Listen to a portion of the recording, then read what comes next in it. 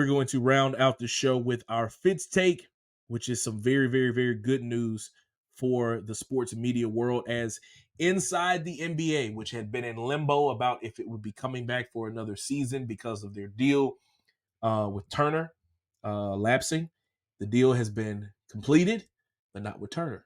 As inside the NBA will now be on ESPN starting next season, as Warner Brothers Discovery has settled a deal with them as a part of the blockbuster settlement between the NBA and Warner Brothers Discovery that puts an end to the WBD lawsuit. TNT's Inside the NBA will move to rival ESPN in a licensing deal in the 2025-26 season.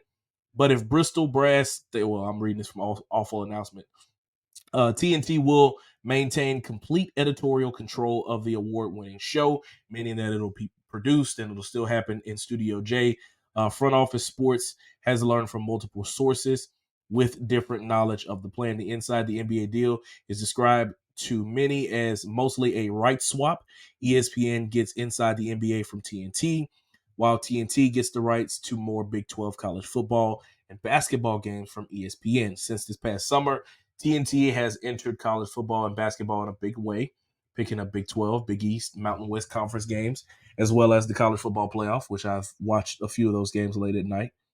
So yeah, they will continue to be filmed in Atlanta with the same production team. So, Elijah, just how big is this for this type of show with this much chemistry with these type of guys to be able to stick together?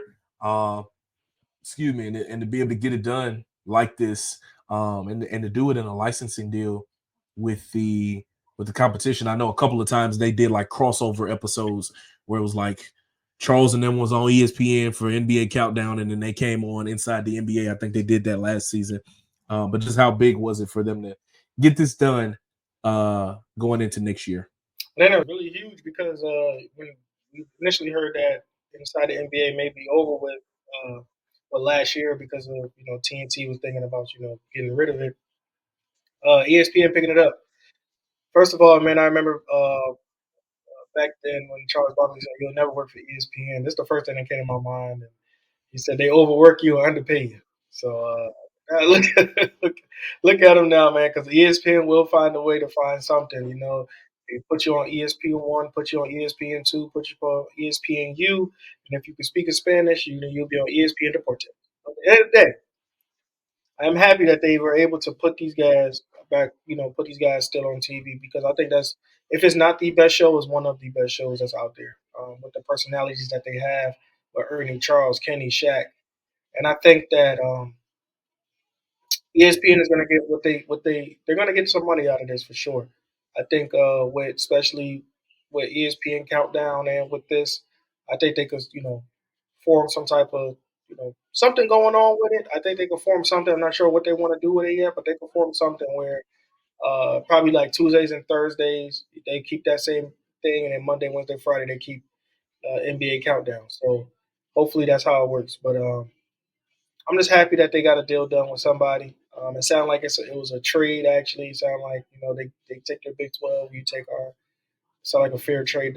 Not a fair trade because I don't know how much Big 12 money gonna make, but it felt sounded like a nice trade for them. So I'm happy that they keep their so I'm happy they keep their segment. I'm just interested to see how many appearances Stephen A. and those guys make because I think Stephen A. is like I think he's trying to lean towards the executive producer side of things as of late.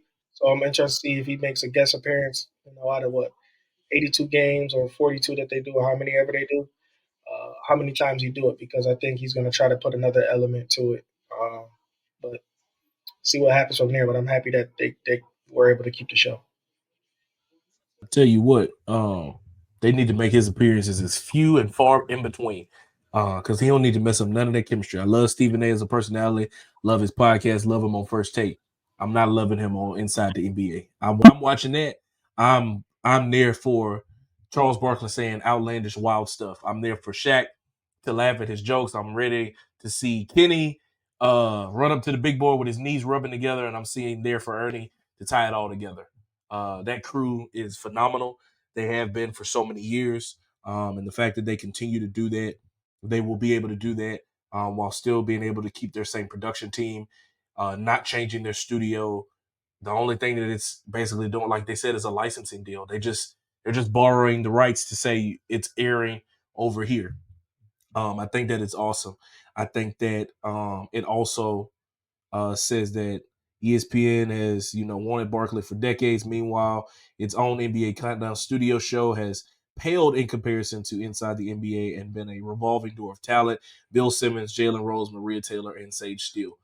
I think for them, this is them saying, y'all the best show out there. Prove it to us right here on this network.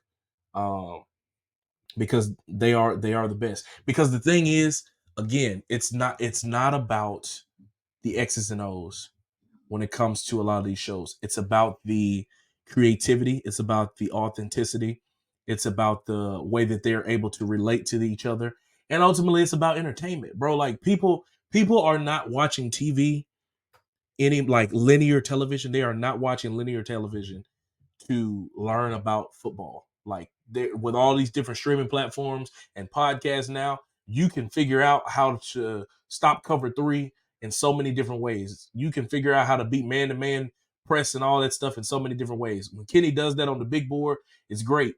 But you know why people really watch that segment? Because they want to see that man run to that board and watch his knees rub together. Because they want to be entertained. They want to watch Shaq and Charles make fun of him run to the board, or make the race to the board and watch Shaq fall over himself and fall into the Christmas tree. They're there for those moments. They're there for the who he played for segments. They're there for Ernie's Nito stat and all of those other crazy wacky segments that they have in there. The guaranteed, when they put the sticky notes on the board, like all those things is what people have watched Inside the NBA for. So I'm greatly appreciative that they were able to get this deal done, that this show would not go away. Because, bro, I ain't gonna lie. Sometimes I don't even watch the game. I'll be like, oh, Inside the NBA finna come on. All right, what time it is? Cool. I'll be back in about 20 minutes. Because I ain't worried about the game. Because, I have a whole nother debate of why I don't watch as much basketball as what I have in the past, but that's neither here nor there. But I want to be entertained, bro. After covering all the basketball and stuff locally, and watching games and stuff like what I do, when I'm trying to wind down, I'm putting on stuff like Nightcap. I'm putting on stuff like Club Shay Shay. I'm putting on stuff like Fourth and One. Funky Friday. I'm trying to be entertained. I'm watching people's live streams. Like, I'm trying to be entertained. So if I can put this on Inside the NBA, let's do it, man. Let's do it. So shout outs to the guys there in Studio J, the crew that will continue to be together for some more time, man. I don't know how the deal will look in terms of the numbers and how many years it will be, but it's gonna be there. Thank you so much for watching this clip of the Fitz Take podcast. Be sure to like this video and also subscribe to the YouTube channel, and also follow me and Elijah on our social media platforms. They will be linked down in the description. And remember, every episode of the Fitz Take podcast will air right here on the YouTube channel every Monday at 2 p.m. Thank you so much for watching, and we'll see you next time.